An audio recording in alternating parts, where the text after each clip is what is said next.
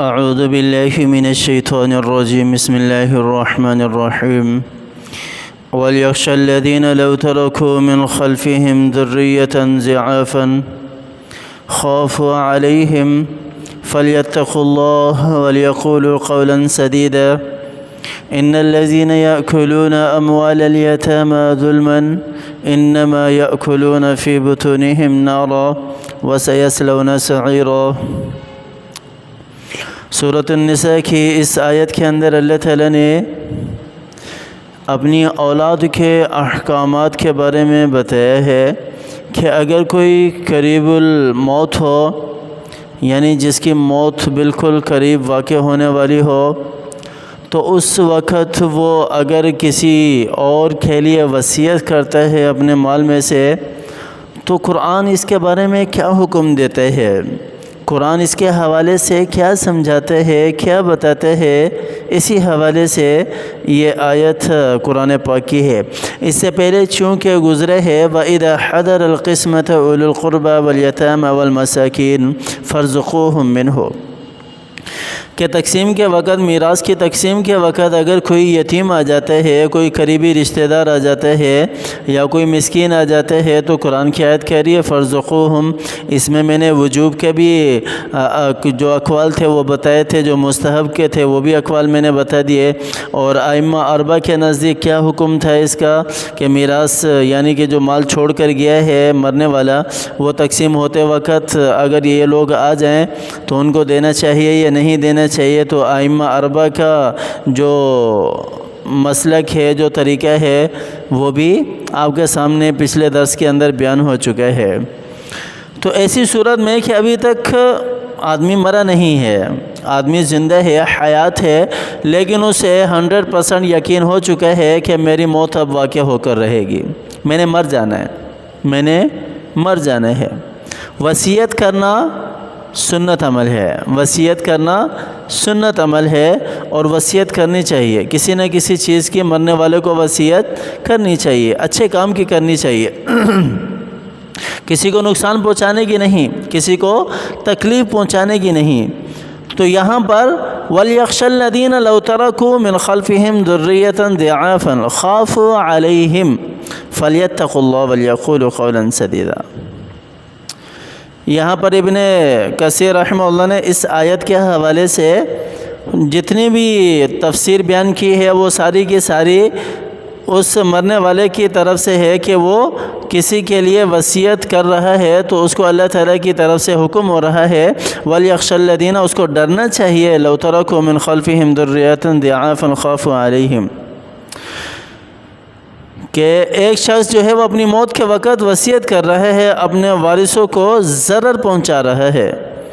تو اس وصیت کے سننے والے کو چاہیے کہ وہ اللہ سے ڈریں، اللہ کا خوف کریں اور اس کی ٹھیک رہنمائی کریں۔ فَلْيَتَّقُوا اللَّهَ وَلْيَقُولُوا قَوْلًا سَدِيدًا۔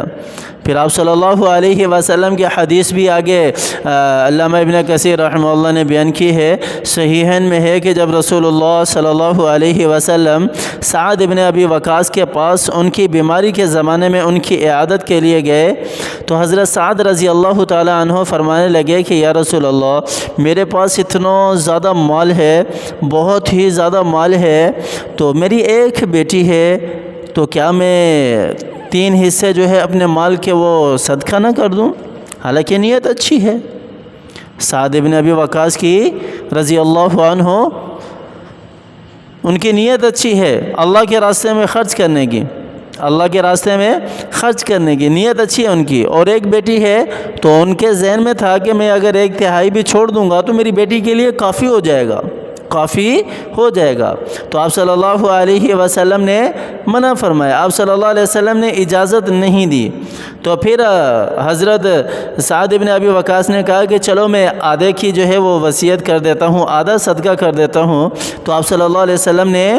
اس سے بھی منع فرمایا۔ پھر حضرت سعد ابن ابی وقاص رضی اللہ عنہ نے کہا کہ چلو 1/3 کی اجازت دے دیجئے، میں 1/3 جو ہے وہ اللہ کے راستے میں صدقہ کر دیتا ہوں، اور باقی کا جو ہے وہ پھر میراث کے طور پر تقسیم ہو جائے گا۔ تو آپ صلی اللہ علیہ وسلم نے فرمایا خیر، لیکن یہ بھی زیادہ ہے، لیکن یہ بھی زیادہ ہے۔ تو اسی مسئلے سے جو فقہاء کرام ہے وہ کہتے ہیں کہ چوتھائی حصے کے جو چوتھائی مال ہے اس کی وصیت کر دینی چاہیے، اس میں خیر ہے، لیکن یہ وصیت بھی ایسے شخص کے لیے جائز ہے اپنے مال کے اندر کرنا جو مالدار ہو، ہاں جس کے پاس ہے ہی کم، اگر وہ کہے کہ میں جاتا جاتا ثواب کما لوں تو پھر نہیں پھر وصیت نہیں چلے گی، اس میں وصیت نہیں چلے گی جس میں وارثوں کو آئے ہی گنتی کا، وارثوں کو ملے ہی گنتی کا، تو ایسے میں پھر وصیت اس کے مال میں نہیں چلے گی۔ ہمارے ہاں بہت سارے اس کا الٹ بھی ہوتا ہے، یہ تو خیر حضرت سعد بن ابی وقاص رضی اللہ تعالیٰ عنہ کی نیت اچھی اللہ کے راستے میں خرچ کرنے کے لیے ہے، لیکن ہمارے معاشرے کا یہ ایک المیہ بھی بنتا جا رہا ہے، اس کو کہہ لو المیہ بھی کہہ لو، اور ایک جو ہے وہ کیا کہتے ہیں کہ کسی کو محروم کرنا بھی یہ کانسیپٹ بنتا چلا جا رہا ہے کہ کوئی مالدار ہے وہ کسی اپنے ایک بیٹے کے لیے وصیت کر دیتا ہے کہ میرے اس بیٹے کو مال زیادہ مل جائے، یا کوئی اور رشتہ دار جو ہے وہ اس کی آخری وقت میں خدمت یا تیمارداری کرتا رہتا ہے، تو ایسی صورت میں بھی وہ چاہتا ہے کہ میرے مال میں سے جو ہے وہ اس کو مل جائے کیونکہ میرے بیٹے میری خدمت نہیں کر رہے۔ یہ ایک ذہن بن رہا ہے لوگوں کا اور ایک کانسیپٹ بنتا چلا جا رہا ہے، حالانکہ یہ ٹھیک نہیں ہے، یہ ٹھیک نہیں ہے۔ ہاں اگر مالدار ہے تو اللہ کے راستے میں اگر صدقہ کر رہا ہے کسی یتیموں کو دینے کے لیے، مسکینوں کو دینے کے لیے، یا کسی فلاحی کام کے لیے اگر وہ کر رہا ہے جو حقیقتاً وقف للہ ہو، تو ایسی صورت میں نے پہلے کہا کہ وہ شخص پھر وصیت کر سکتا ہے جو مالدار ہو۔ اگر غریب ہے تو پھر وہ تو اس کے لیے بھی نہیں کر سکتا، چاہے جائے کہ اپنی اولاد کو جو ہے وہ محروم کرنے کے لیے کسی اور کے لیے وصیت کر دے، یا اپنے کسی ایک بیٹے کو نوازنے کے لیے وصیت کر دے، تو ایسی صورت میں پھر وہ وصیت ٹھیک نہیں ہوگی۔ اور دوسرا اس آیت کا مطلب جو ہے وہ یہ ہے کہ تم یتیموں کا اتنا ہی خیال رکھو جتنا تم چاہتے ہو کہ تمہاری چھوٹی اولاد کا تمہارے مرنے کے بعد اور لوگ خیال رکھیں۔ وَلْيَخْشَ الَّذِينَ لَوْ تَرَكُوا مِنْ خَلْفِهِمْ ذُرِّيَّةً ضِعَافًا خَافُوا عَلَيْهِمْ۔ یتیموں کے بارے میں بھی تمہیں ڈر اور خوف ہونا چاہیے، اتنا ہی خیال رکھو جتنا تم اپنے بچوں کے بارے میں ڈر رہے ہو کہ تمہارے مرنے کے بعد ان کا خیال کس طرح رکھا جائے گا، اسی طرح ان یتیموں کا خیال رکھو جو تمہاری تحویل کے اندر ہے، جس کے تم سرپرست بن چکے ہو۔ جس طرح تم نہیں چاہتے کہ ان کا مال جو ہے وہ دوسرے ظلم سے کھا جائیں اور وہ بالغ ہو کر فقیر ہو جائیں، اسی طرح تم دوسروں کی اولادوں کے مال نہ کھاؤ۔ یہ مطلب بھی اس آیت کا بن سکتا ہے، یہ مطلب بھی اس آیت کا بن سکتا ہے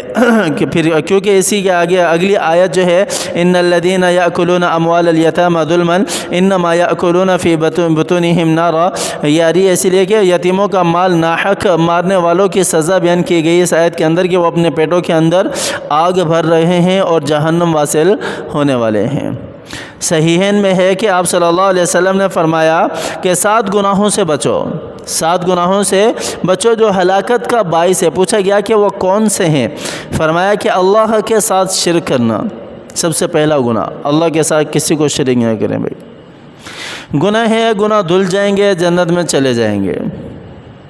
ایک کانسیپٹ ہے، یہ بھی نہیں ہونا چاہیے۔ اللہ تعالیٰ سے ہمیشہ یہ دعا کریں کہ اللہ تعالیٰ ہمیں سیدھا جنت میں لے کر جائے۔ اللہ تعالیٰ گناہوں کی جو ہے وہ کامل مغفرت فرما دے، گناہ مٹا دے، ختم کر دے اس دنیا کے اندر ہی، آخرت اچھی ہو، آخرت کی منازلیں اچھی ہوں، آخرت کی منزلیں اچھی ہوں۔ تو لیکن شرک ایسا گناہ ہے کہ یہ کبھی بھی معاف نہیں ہوتا، کبھی بھی، باقی گناہ معاف ہو جائیں گے دھلنے کے بعد۔ دوسرا جادو،